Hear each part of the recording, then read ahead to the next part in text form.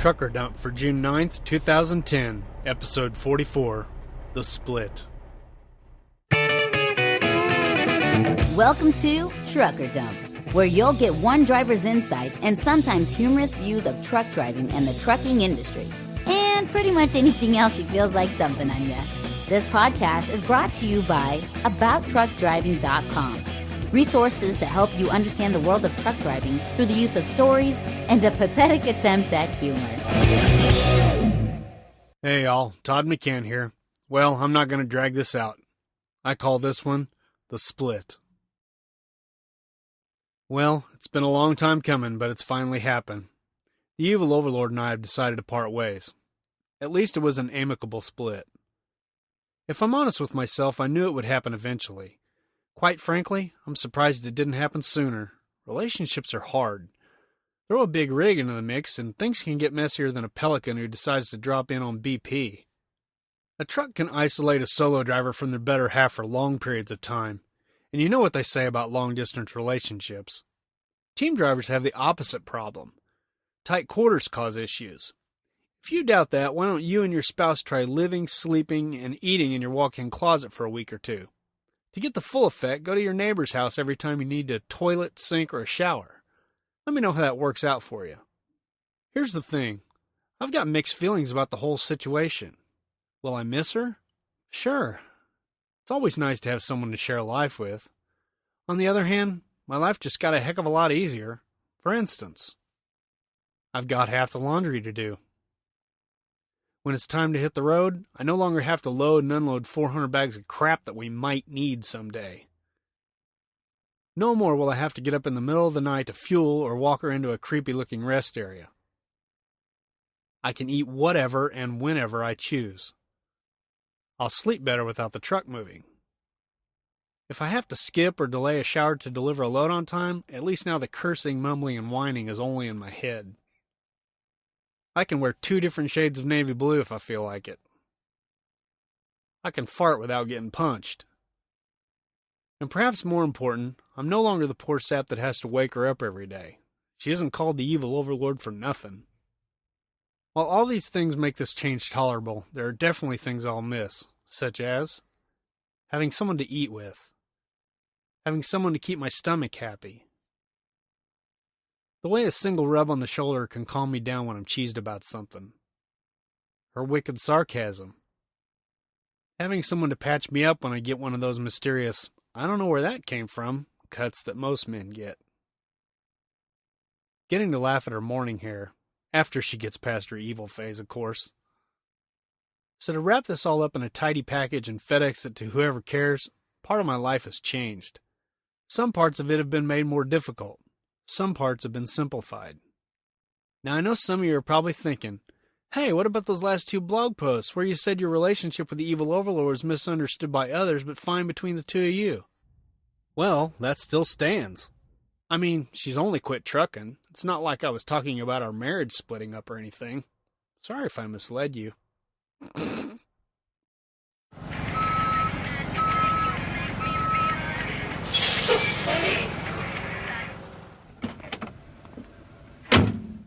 Hey, yo, bud, where do you want this load of feedback?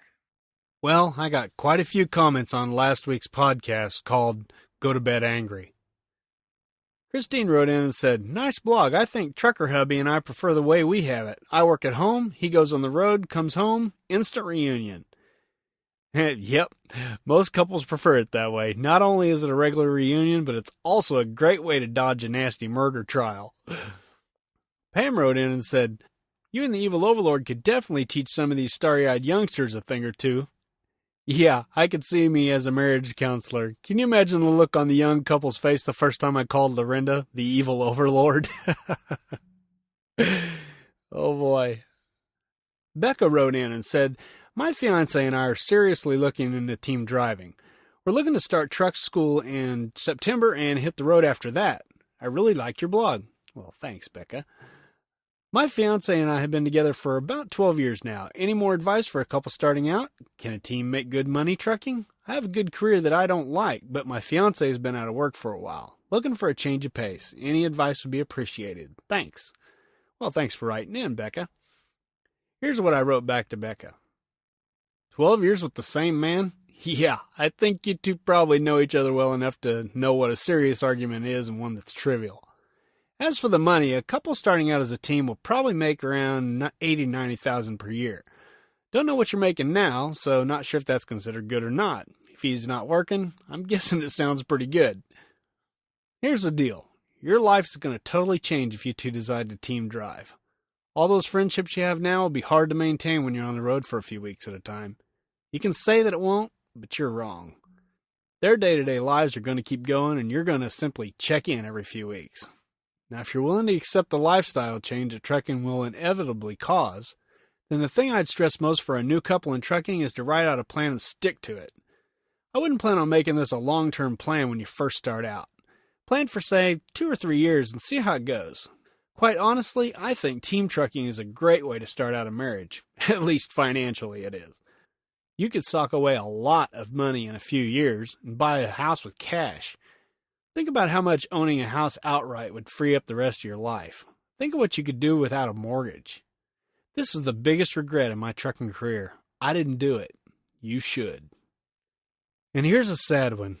Rebecca wrote in and said, "Made me laugh because it was like reading a day in my life. My husband and I drive teams. We're always busy and rarely have downtime. Lately we've been at each other's throats. I usually go into the back and steam. Better to walk away and calm down before you say something or do something you'll regret. Divorce has come up lately and things were said, but hopefully we'll work them out because we do love each other, but being together 24/7 is tough." Boy, you ain't kidding about that, Rebecca. I wrote her back, "Have you mastered the art of slamming the curtain yet? If not, the evil overlord can probably give you a few pointers. Seriously, though, I know I'm not telling you a thing you don't already know here, but no job is worth a divorce. I'd be willing to bet that most team drivers who got a divorce could have avoided it if one person would have stepped out of the truck for good." And then she wrote me back, "That's what I've been doing for the last few months, and he would get mad that I ran away and hid. But just today another incident occurred, and now I have no chance of being married anymore. We are just two different people, and he can't take all my faults anymore. I mean, I've tried to change my bad habits, but it's not easy. He has them too, but I don't ask him to change. I love him. He doesn't think his flaws are bad. Apparently, I am the biggest mistake in his life. Anyways, I'm still trying to change myself for the better, marriage or not. Your article was very helpful, though." Well, Rebecca, I don't know what to say about that. It just breaks my heart. So, I don't know the whole story, so I'm just going to stay out of it. It's just sad to see any divorce, especially when it's really when only one party only wants it. Well, that gives you an idea how hard team trucking can be. So, be sure you find the right partner before you jump into it. That's all I got to say about that. Thanks for all your comments, folks. Well, gee, now I'm thoroughly depressed. Somebody needs to write me some new comments so I can cheer up. Stay tuned on how to do that.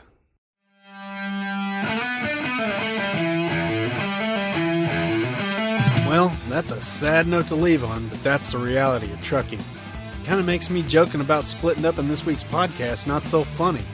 Well, anyway, knowing the evil overlord was getting out of trucking, I'd been planning to do this for quite a while. I figured it'd be hard to get the wording right, but it just flowed right out of me.